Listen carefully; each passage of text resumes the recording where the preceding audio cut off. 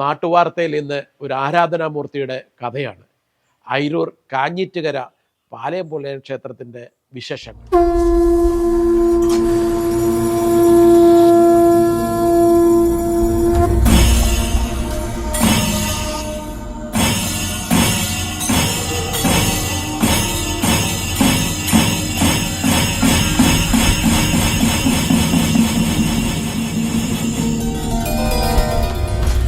ഒരു നാടിൻ്റെ അപ്പൂപ്പനാണ് ഇത്, ഒപ്പം ദേശത്തിൻ്റെ ക്ഷേത്രവും.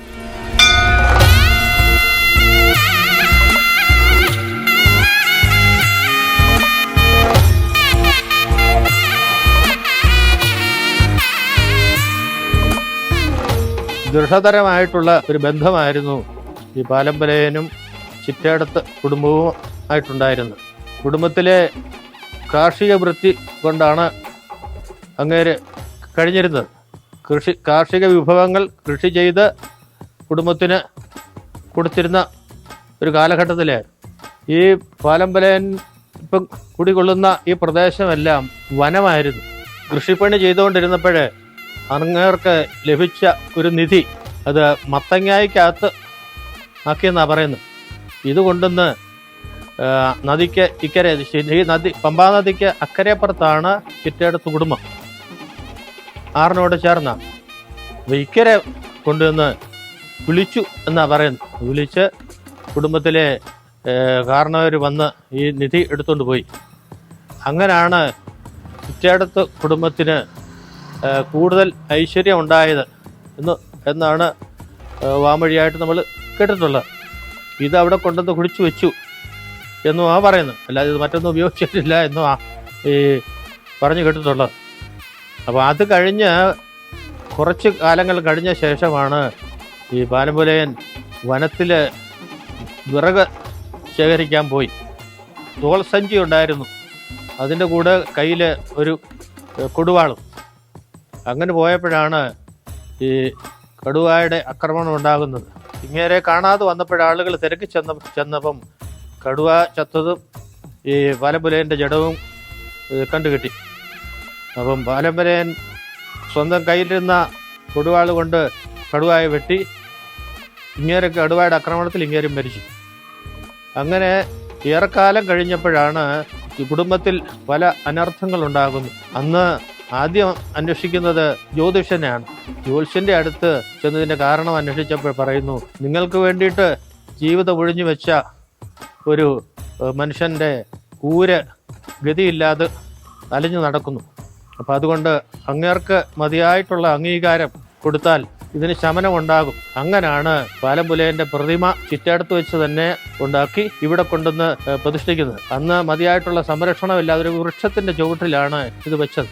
ഇത് മേടിൽ റൂഹൊന്നുമില്ലായിരുന്നു. അപ്പം ഏറെക്കാലം കഴിഞ്ഞ് മഴയും വെയിലും കൊണ്ട് ഈ വിഗ്രഹത്തിന് നാശം സംഭവിച്ചു. അങ്ങനെയാണ് രണ്ടാമത് പിന്നെയും അതേ രീതിയിലുള്ള ഒരു വിഗ്രഹം പണിത് ഇവിടെ കൊണ്ടുവന്ന് സ്ഥാപിച്ച് മേളിൽ റൂഫൊക്കെ ഉണ്ടാക്കി ഓടിട്ട് സംരക്ഷിച്ചു വരുന്നത്. ഇപ്പം കാലത്തിൻ്റെ മാറ്റം ഉൾക്കൊണ്ടുകൊണ്ട് ഇപ്പം നവീന രീതിയിൽ ക്ഷേത്രം പുനരുദ്ധരിച്ച് ഘട്ടം ഘട്ടമായിട്ട് വരികയാണ്.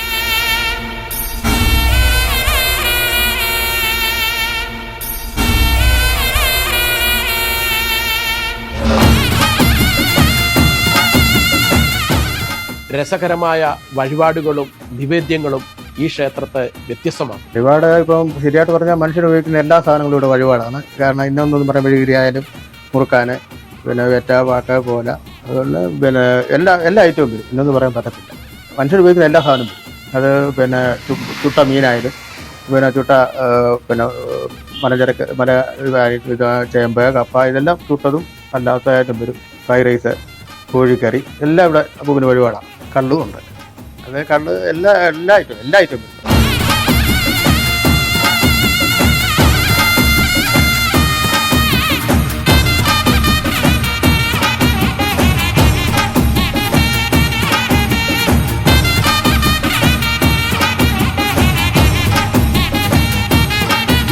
ഇവിടെ പ്രത്യേക പൂജാവിധികളില്ല. അപ്പൂപ്പനോട് നേരിട്ട് ഭക്തർക്ക് എന്തും പറയാം. ഞാൻ തിരുവനന്തപുരത്തുനിന്ന് ഈ കച്ചവടമൊക്കെ ചെയ്ത് കടയൊക്കെ നശിച്ച് പണികളൊന്നും ഇല്ലാതെ കടം കയറി ഇവിടെ വന്ന സമയത്ത് ഞാൻ ഇവിടെ വന്ന് ജോലിയൊന്നും കിട്ടാതെ ഈ കടവരാന്തി, ഈ അപ്പൂപ്പൻ്റെ നടയിൽ ഈ ഇരിക്കുന്ന കടവരാന്തി ഉറങ്ങിയിട്ട് ഞാൻ അന്ന് പറഞ്ഞു, എനിക്ക് ഇവിടം കൊണ്ടൊരു ജീവിതം കിട്ടിയാൽ ഞാൻ അപ്പൂപ്പൻ്റെ നടയിൽ എന്തെങ്കിലും ചെയ്യാമെന്ന്. പക്ഷേ അച്ചട്ട എനിക്ക് ഒരു 6 മാസം കഴിഞ്ഞപ്പോൾ എനിക്ക് ഇവിടെ ജോലി കിട്ടി, മരം വെട്ട് ടാപ്പിങ്. അങ്ങനെ മരം വെട്ടി ടാപ്പിംഗ് ഒക്കെ കിട്ടി. അങ്ങനെ കഴിഞ്ഞപ്പം കാണാൻ എനിക്ക് ഞാൻ എടുത്തുകൊണ്ടിരുന്ന മരം തന്നെ, വെട്ടിക്കൊണ്ടിരുന്ന മരം തന്നെ കച്ചവടമായപ്പം ഒരു 10-20,000 രൂപ ലാഭം കിട്ടി. അന്ന് ഞാൻ മാറ്റി വെച്ചതാണ് ഈ കൽവിളക്കം.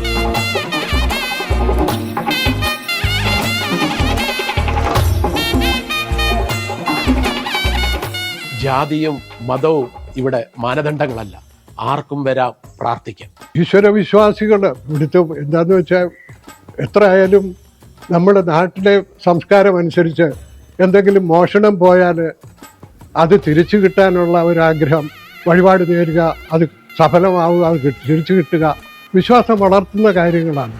ഇതിൻ്റെ ഈ നാടിൻ്റെ ഈ പ്രദേശത്തിൻ്റെ ഒരു സംരക്ഷകൻ എന്നുള്ള അർത്ഥത്തിലാണ് മനുഷ്യരിതിന് ഈ പാലംമൂപ്പനെ കാണുന്നത്. പാലംപലയൻ എന്നുള്ള വാക്ക് ഞാൻ ഉപയോഗിക്കാറില്ല. പാലംപലയൻ ക്ഷേത്രം എന്ന് പറയുന്നു, ഞാൻ പാലം മൂപ്പൻ എന്ന് പറയുന്നു. ഈ പാലം മൂപ്പൻ്റെ ക്ഷേത്രം. അപ്പോൾ ഈ ക്ഷേത്രത്തിൽ ഞാൻ എല്ലാ മതക്കാരും, ക്രിസ്ത്യാനികൾ പോലും, ക്രിസ്ത്യാനികൾ ഹിന്ദുക്കളുടെ വിവിധ വിഭാഗങ്ങൾ മാത്രമല്ല, ക്രിസ്ത്യാനികൾ പോലും ഇവിടെ വന്ന് നേർച്ച, അപ്പോൾ അവരെന്തെങ്കിലും മനസ്സിൽ പ്രാർത്ഥിച്ചത് സഫലമായതിൻ്റെ അതുകൊണ്ടാണല്ലോ അവർ വന്ന് ഇവിടെ വഴിപാടുകൾ നടത്തുന്നത്.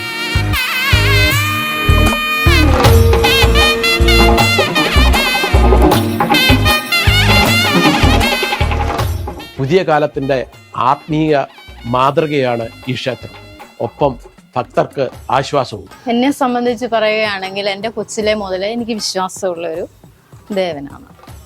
കാരണം എൻ്റെ അനുഭവത്തിൽ എനിക്ക് എന്ത് അത്യാവശ്യം ഉണ്ടെങ്കിലും അപ്പൂപ്പനോട് പറഞ്ഞു കഴിഞ്ഞാൽ അത് ഉടൻ സാധിച്ചിരിക്കും. അങ്ങനെയാണ് എൻ്റെ അനുഭവം. എൻ്റെ കുടുംബപരമായിട്ടും അങ്ങനെ തന്നെയാണ്. വിളിച്ചാൽ വിളിപ്പുറത്താണ്. പക്ഷി മൃഗങ്ങൾക്കാണെങ്കിലും മനുഷ്യൻ്റെ കാര്യത്തിലാണെങ്കിലും ഏത് രീതിയിലാണെങ്കിലും നമ്മുടെ സാധനങ്ങൾ എന്തെങ്കിലും നഷ്ടപ്പെട്ടു പോയിട്ടുണ്ടെങ്കിൽ തന്നെയും അത് വഴിപാട് നമ്മൾ പറയും, അത് നമുക്ക് സാധിച്ചു തന്നിട്ടുണ്ട് അപ്പൂപ്പൻ. ഇവിടെയുള്ള എല്ലാവർക്കും അപ്പൂപ്പൻ എന്ന് പറഞ്ഞാൽ ഭയങ്കര വിശ്വാസമാണ്. എനിക്കും അതിലപ്പുറം ഞാനിപ്പോൾ എന്ത് കാര്യത്തിന് പോയാലും എവിടെ പോയാലും അപ്പൂപ്പനെ വിളിച്ചോണ്ടേ പോകത്തുള്ളൂ. അതാണ് ഞങ്ങൾക്കൊരു മനസ്സമാധാനം.